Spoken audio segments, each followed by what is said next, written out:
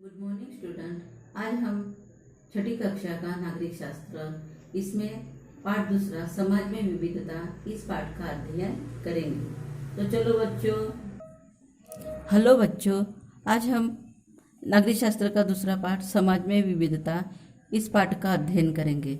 पिछले भाग में हमने समाज में विविधता का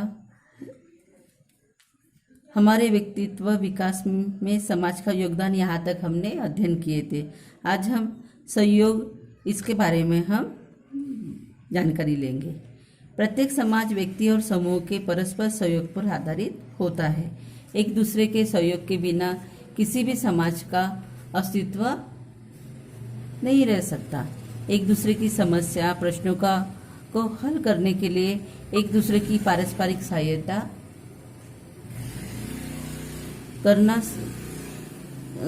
करना ही सहयोग कहलाता है।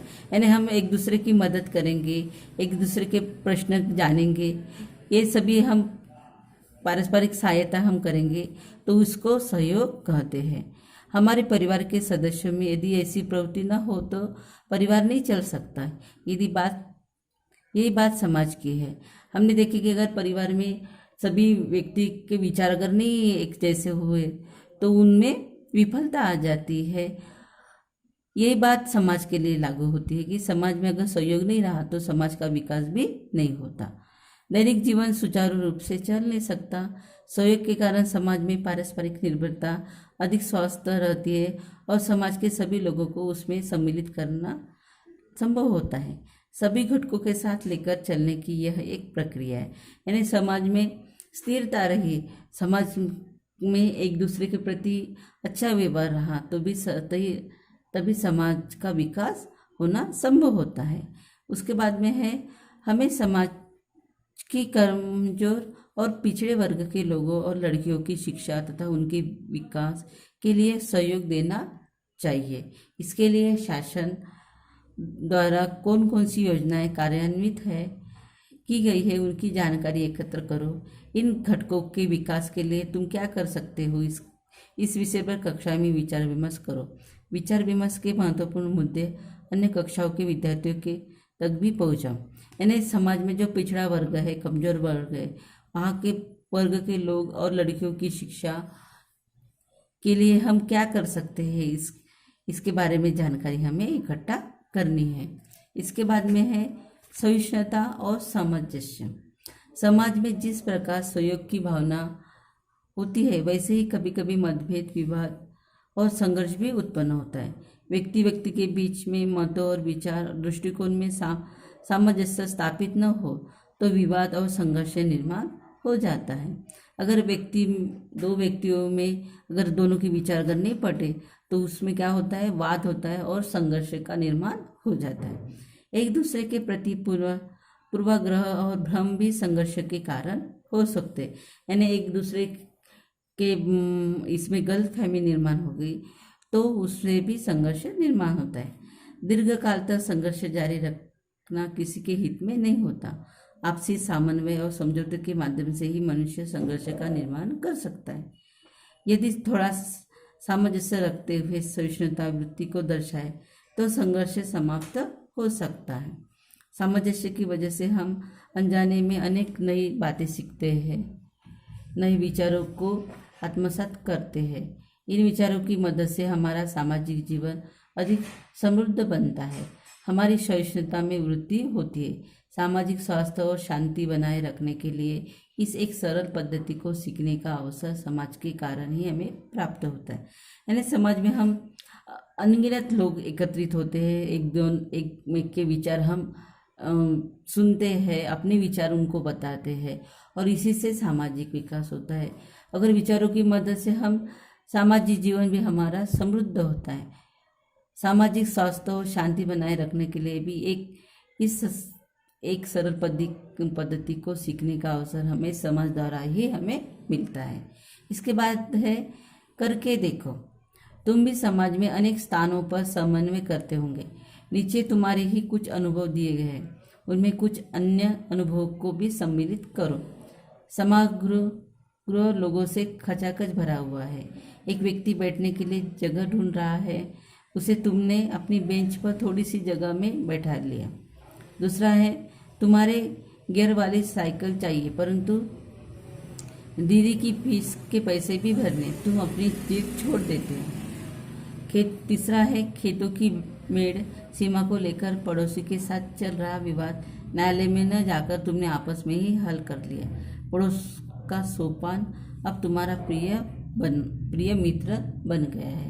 यानी यहाँ पे 3 उदाहरण दिए हैं कि अगर आपने समाज के साथ अगर अच्छा व्यवहार किया तो इससे आपके दोस्त भी अनगिनत बन जाएंगे। उसके बाद में है विविध भूमिकाएं निभाने के अवसर। समाज में हमारी अनेक भूमिकाएं होती है। एक ही व्यक्ति अनेक भूमिकाओं को निभाता रहता है। प्रत्येक भूमिका में कुछ दायित्व और कर्तव्य निश्चित होते हैं। परिवार और परिवार से बाहर इन्हीं भूमिका में अनेक परिवर्तन भी होते रहता है। यानी आपने देखे होंगे कि हम समाज में तो अनेक भूमिकाएं भी निभाते, लेकिन हम परिवार में भी आप देखोगे कि अपनी माँ कितने भूमिका वो निभाती रहती। अपनी माँ होती है, दादी की बहू होती है, अपनी जो बुआ होती है उसकी वो सहेली भी बनती है ना। ऐसे अनेक किरदारों में वो अपना यानी लोगों के साथ वो व्यवहार करती है और साथ में उनसे भी वो कुछ अनेक अनुभव भी वो सीखती है। वैसे ही समाज का है, समाज में भी अपन अनेक प्रकार की भूमिका करते हैं। घर में अलग भूमिका रहती है, समाज में अपनी अलग भूमिका रहती है। इससे हम अपने दायित्व और कर्तव्यों को निश्चित करते हैं और उसके साथ हम अपना व्यवहार बदलते रहते हैं। उसके बाद में है करके देखो, विभिन्न भूमिकाएं निभाने के अवसर। तुम्हारी वर्तमान भूमिका को बताने वाला चित्र अगले पृष्ठ पर देखो। 20 वर्ष के बाद तुम्हें और किन किन नई भूमिकाओं को निभाना पड़ेगा, उस पर विचार विमर्श करो। यहाँ पे देखो एक चित्र यहाँ पे दिया गया है कि इसमें विद्यार्थी यानी तुम हो, खुद तुम अपना निरीक्षण करो कि हम पहले क्या रहते हैं, माता पिता का पुत्र, फिर है दादी जी और दादी जी का पुत्र पौत्री, उसके बाद में है विद्यालय के मित्र मंडल का सदस्य, कक्षा प्रतिनिधि, खिलाड़ी, स्वच्छता दूत, बाल मित्र संगठन का सदस्य और फिर विद्यार्थिनी। यानी ऐसे हम अनेक किरदारों में हम रहते हैं। उसके बाद में है समाज का नियमन। समाज में दैनिक व्यवहारों को सरलता से चलाने के लिए कुछ नियमों की आवश्यकता होती है। पूर्व समय में समाज का नियमन अधिकांश रूप में रूढ़ी और परंपराओं द्वारा होता था, परंतु आधुनिक समाज का नियमन रूढ़ी परंपराओं के साथ साथ कानून द्वारा भी हो रहा है। कानून का स्वरूप रूढ़ियों, परंपराओं, संकेतों की तुलना में भी होता है। इन सभी बातों के आधार पर हमारे समाज का नियमन अनेक संस्थाओं और संगठनों द्वारा किया जाता है। स्थानीय शासन संस्थाएं भी समाज के नियमन कार्य में महत्वपूर्ण भूमिका निभाते हैं। यानी समाज में दैनिक व्यवहार को सरलता से चलाने के लिए हमें कुछ नियम का पालन करना पड़ता है।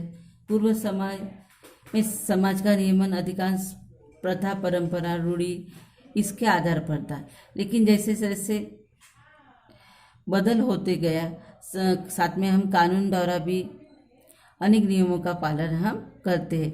यानी जैसे जैसे समाज का विकास होता है वैसे वैसे उसमें बदलाव आते हैं।